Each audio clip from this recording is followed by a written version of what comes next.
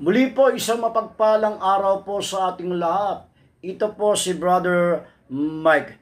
Kailan po ang katapusan ng mundo o paglipol ng daigdig na ito?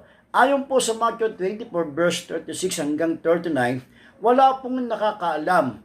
Kahit si Kristo at mga anghel, walang nakakaalam, kundi ang Amang Diyos. Pero sinabi ng ating Panginoon, ito ay tulad ng panahon ni Noah na ang mga tao ay abalang-abala sa mga walang kwentang bagay. Ngayon, ano ang paraan ng Diyos para ito ay puksain?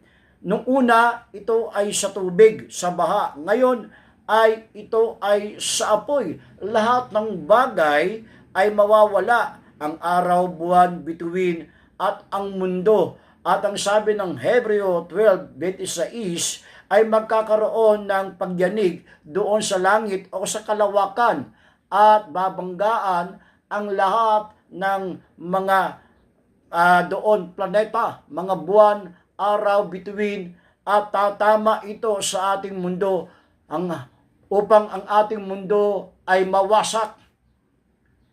Salamat po. Ito po si Brother Mike. Salamat and God bless.